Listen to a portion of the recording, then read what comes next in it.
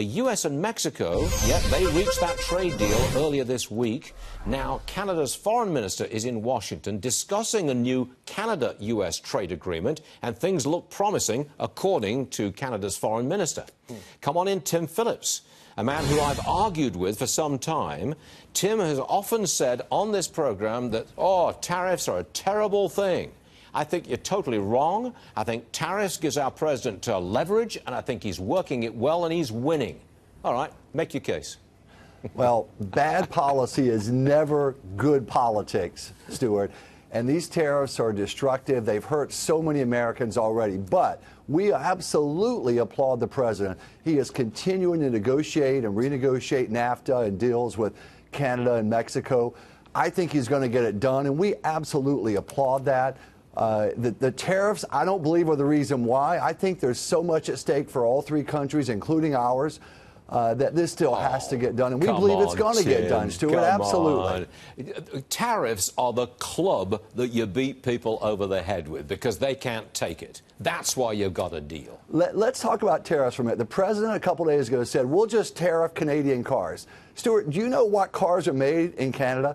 Chryslers, Chevrolets, Fords, a lot of those are American companies, and the component parts are put together in the United States and shipped up to Canada. So if you tariff Canadian cars, so-called Canadian cars, those are American cars. You're going to be hurting good manufacturing American workers if you do that. So it's not quite as simple as we would like to believe. But look, if tariffs make folks feel better, no. Maybe it's good. But in the end, they're not the reason we're getting this deal done. No. You would not have a deal with Mexico. You would not have a deal with Germany. We already have a deal with Mexico, by the way. I know we That's do, been and it's helping our because country. of the threat of tariffs. No, we've had a deal for 25 years with Mexico. We've changed NAFTA. Not yet. It's under not changed the threat at all. of tariffs. It is going to change. You know it's going to change, and it's going to change because we threaten tariffs. We're going to change our relationship with the European Union because of tariffs. We're pinching China with tariffs. It's tariffs that let us make a success of these trade deals. We've had a 25-year good run with NAFTA. I do think we both can agree on that. It's been good for our country. Good for some people, not for others.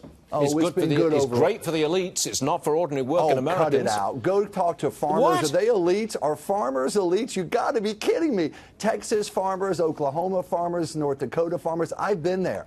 NAFTA has been good for them, and they're not elite, Stuart. They're good old normal American folks. In America was raped by NAFTA. Manufacturing jobs shifted increases. south of the border by the million. We have had dramatic, steady increases, by the way, on both fronts in manufacturing. I do think President Trump deserves a lot of the credit for that. The tax cuts, they're one reason. You talk about the stock markets and the GDP growth. Those tax cuts, President Trump deserves full credit for those, and the Congress, both of which. Those are the biggest reasons we're seeing gains right now in manufacturing, and I think across the economy. But NAFTA has been good for this country, Stuart, and you can demagogue it, and it did cause some job losses in some sectors. But on the whole, it was millions of good jobs. And don't forget this, at a time when wages have been stagnant, and you've discussed that on your show for Americans, especially fixed income Americans, trade has kept consumer prices low. And that's an important point at a time when wage growth has been stagnant. Okay. Trade has lowered consumer prices. That's a good thing for Americans. It's a long time since I've been called a demagogue, but I'll let you get away with it. Now, wait a second. I've got to get this in. No, I said it was demagoguery of the issue. Your group, you've launched a multi-million-dollar ad campaign against three Democrat candidates in the Senate. They include Claire McCaskill in Missouri. Now, why are you targeting these three? Is it because they're vulnerable? They are, I think they're absolutely vulnerable, but their records are terrible. Claire McCaskill has been a complete drag. Talk about this economy. She voted against the tax cuts. I bet you she's going to vote against Judge Kavanaugh unless she changes her mind. She's been terrible for Missouri and for this country, and we're going to make sure folks know it in Missouri. We're dedicated to that race. And, you know, there's a former governor in Tennessee, Stuart Bresden. He was terrible when he was governor of Tennessee. He jacked up government spending. He raised taxes. He would be just another kind of Chuck Schumer Democrat in the Senate, which is not good for the country.